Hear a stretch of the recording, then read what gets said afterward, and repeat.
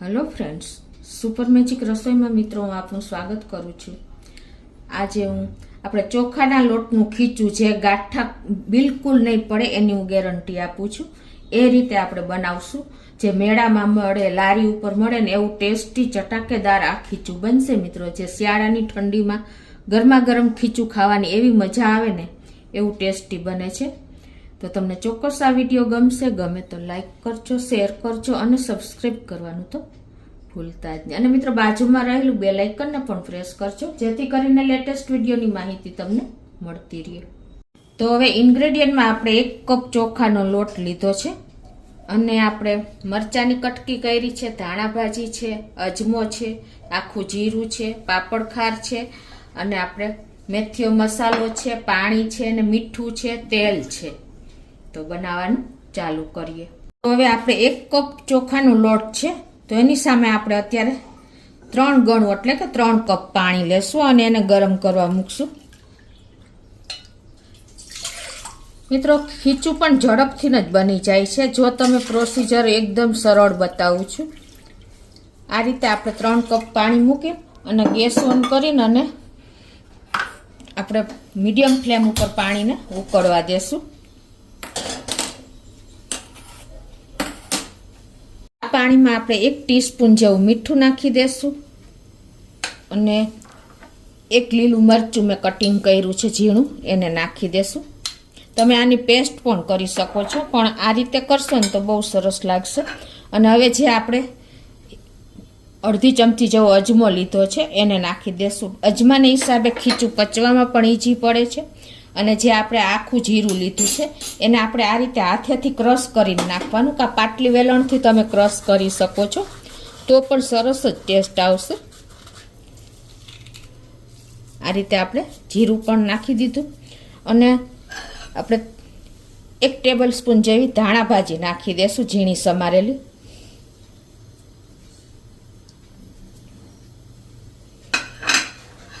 અને હવે આ પાણીને આપણે ઉકળવા દેશું. પાણી જો આપણું ઉકળી ગયું છે આને આપણે હવે એમાં 1/4 ટીસ્પૂન પાપડ ખાર નાખી દેશું. પાપડ ખારનો ટેસ્ટ આમાં બહુ સરસ આવે છે. જો તમારે સોડા નાખવા હોય તો પણ નાખી શકો છો, ખાવાનું સોડા. અને હવે 1 ચમચી જેવું આપણે એમાં તેલ પણ નાખી દેશું. સિંગ તેલ હશે ને તો એનો ટેસ્ટ બહુ સરસ આવશે. તો હવે આને આપણે હજી પાણીને એકદમ પકવવાનું છે એટલે કમસે કમ તમારે 5 મિનિટ તો આ પાણીને ઉકાળવાનું જ. એટલે હજી આપણે એને 3 મિનિટ ઉકળવા દેશું. તો જો 5 મિનિટ જેવું થયું છે અને આપણું પાણી પણ એકદમ સરસ ઉકળી ગયું છે. તમને ખ્યાલ પણ આવી જતો હશે. આપણે ચોખાનો લોટ હોય ને એટલે પાણી બહુ પીવે છે. તો આ રીતે આપણે એકદમ સરસ એને ઉકાળી લેવાનું છે. કાચું પાણી બિલકુલ નથી રાખવાનું. 5 થી 7 મિનિટ થઈ જાય ને તો પણ વાંધો નહીં. હવે છે ને આપણે એને પાણીને નીચે ઉતારી લેશું અને ગેસને બંધ કરી દેશું. હવે મિત્રો આપણે શું કરીએ છીએ કે આ પાણીમાં જ આપણે ગેસ ચાલુ ગેસે જ આપણે આપણે પાણીમાં લોટ નાખી દઈએ છીએ એટલે ગંઠા પડે છે. અને જે બિગનર્સ છે એ લોકોને બહુ પ્રોબ્લેમ થાય છે અને બનાવતા હોય ને તો પણ આ પ્રોબ્લેમ તો આવે જ છે મોસ્ટ ઓફ. તો એના માટે આજે હું તમને એક અલગ જ રીત બતાવું છું કે આ પાણી આપણે એકદમ સરસ ઉકાળી લીધું છે. હવે આપણે જે લોટ છે ને ખીચાનો એ અલગ જ વાસણમાં લઈ લેવાનો છે આ રીતે. અને એમાં આપણે પાણી નાખતું જવાનું છે અને હલાવતું જવાનું છે. આવી રીતે પહેલાં થોડું થોડું પાણી નાખી અને મિક્સ કરશો ને એટલે બિલકુલ તમારે લમ્સ નહીં રહે અને એકદમ સરસ ખીચું તમારું તૈયાર થશે. આવી રીતે તમારે પાણી નાખી અને હલાવતું જવાનું છે. આ પ્રોસીજર મિત્રો જે બિગનર્સ છે ને એને બહુ ઈઝી પડશે કે બિલકુલ ગઠ્ઠા નહીં રહે અને ખીચું એકદમ જોઈએ એવું તૈયાર થશે.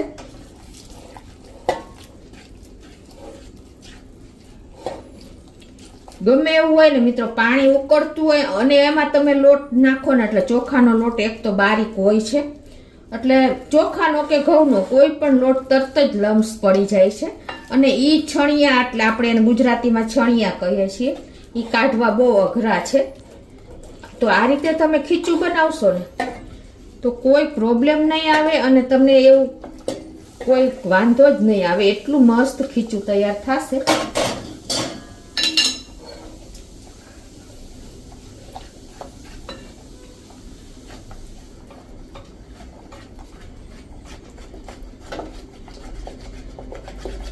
જો મિત્રો, જેટલું પાણી છે ને એટલું નાખી જ દેવાનું છે, કેમ કે ચોખાનો લોટ પાણી જ પીવે છે.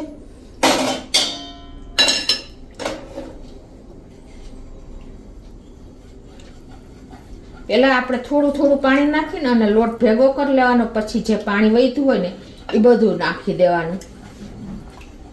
ચોખાનો લોટ તમે ચોખાને શેકીને અને મિક્સરમાં પણ બનાવી શકો છો. કરિયાણાવાળાને ત્યાં પણ મળી જાય છે અને તમને ઇઝીલી ચોખાનો લોટ ગમે ત્યાં ઘંટીએ પણ મળી જાય છે.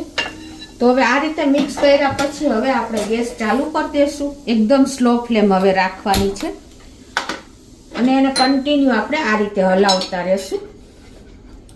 એટલે શું થશે, સ્લો ફ્લેમ ઉપર સરસ તમારું ખીચું પણ પાકી જશે અને લમ્સ તો બિલકુલ નહીં રહે. જુઓ મિત્રો, આ અલગ જ મેથડ છે. જે છોકરીઓ શીખે છે એના માટે આ બેસ્ટ ઓપ્શન છે.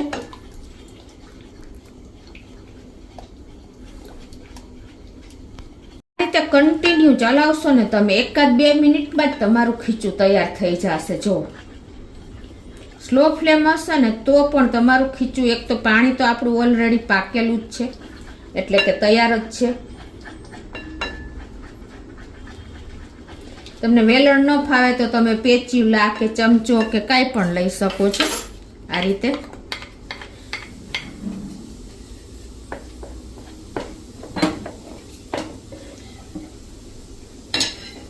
અને જે કોઈ પણ લમ્સ તમારે કદાચ રહી ગયા હશે ને તો પણ આ રીતે તમારે સરસ તૈયાર થઈ જશે, ભાંગી જશે.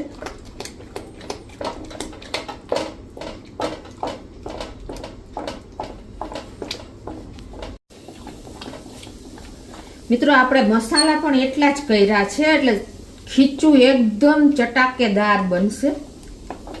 લારીનું ખીચું પણ તમે ભૂલી જાઓ ને એવું આ ખીચું જો લુકમાં અને ટેસ્ટમાં.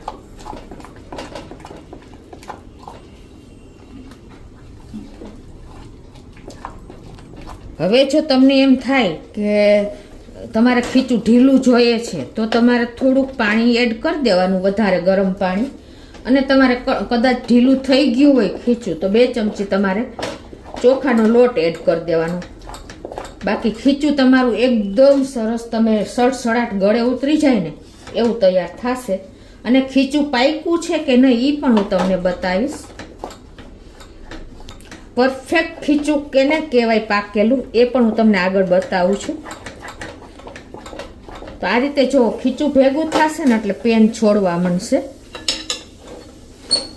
અને આ ખીચું પરફેક્ટ પાકી જશે, કેમ કે આપણે પાકેલું પાણી છે અને આટલી વાર આપણે 2 મિનિટ કે 3 મિનિટ હલાવ્યું છે સ્લો ફ્લેમ ઉપર. જો અત્યારે હવે આપણું ખીચું પણ કઠણ થઈ ગયું છે. તો હવે આને આપણે ઢાંકી અને 2 થી 3 મિનિટ આ રીતે થવા દેશું. આ સ્લો ફ્લેમ ઉપર જ આપણે આ રીતે એને ઢાંકીને થવા દેશું 2 થી 3 મિનિટ, એટલે પરફેક્ટ આપણું ખીચું રેડી થઈ જશે. તો 3 થી 4 મિનિટ થઈ છે અને જુઓ આપણું ખીચું પણ કલર બદલી ગયો. જોયું તમે? તો આપણે ઘણા લોકો આ નીચે લોઢી મૂકીને પણ આ રીતે ખીચું પકવતા હોય છે, પણ તમારે સ્લો ફ્લેમ ઉપર કોઈ વાંધો નહીં આવે. અને જુઓ પેન પણ એકદમ સરસ છોડી દીધું છે અને એકદમ બબલ્સ જેવું. જુઓ આ પરફેક્ટ ખીચું આપણું પાકી ગયું છે. તમને બતાવો કે ખીચું પાક્યું છે કે નહીં એ કઈ રીતે જાણવું. જુઓ મિત્રો, છે ને અંદરથી બબલ્સ આવવા માંડશે એટલે કે આમ ખીચું એકદમ ઊંચું થશે.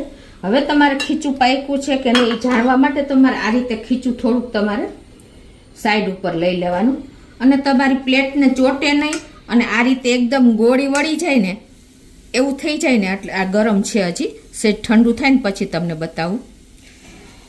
જો આ રીતે ગોળી વળી જાય ને એટલે આપણું ખીચું એકદમ પરફેક્ટ, જો હાથમાં પણ નથી ચોટતું. જોયું તમે? જો છે ને મિત્રો, આ એનું નિશાની છે કે આપણું ખીચું પરફેક્ટ પાકી ગયું છે. તો હવે આપણે ગેસને બંધ કરી દઈશું અને એને એક વાસણમાં લઈ લેશું. તો આ રીતે આપણે એને એક બોલમાં કાઢી લેશું.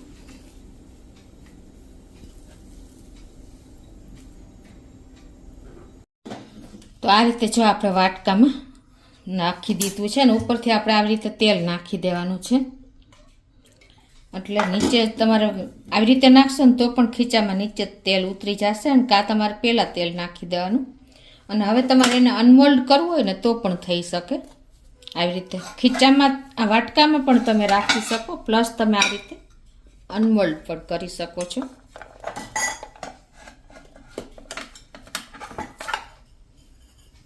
જો મિત્રો હવે ઉપરથી પાછું આપણે ઉપરથી તેલ નાખ્યું તો પણ નીચે આવી જ ગયું છે, અને કાં તમારે પહેલાં નાખી દેવાનું.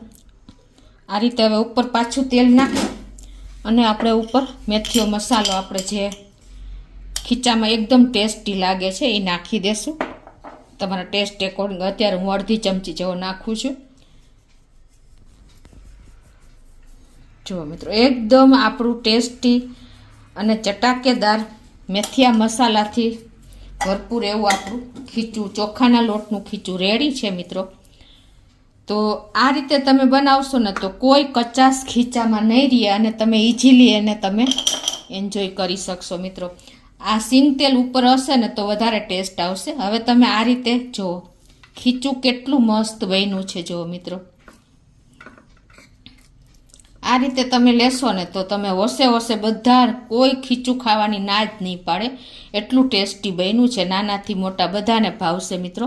તો તમને ચોક્કસ આ વિડીયો ચોખાના લોટના ખીચાનો વિડીયો ઉપયોગી થશે. ગમે તો લાઈક કરજો, શેર કરજો અને સબસ્ક્રાઈબ કરવાનું તો ભૂલતા જ નહીં.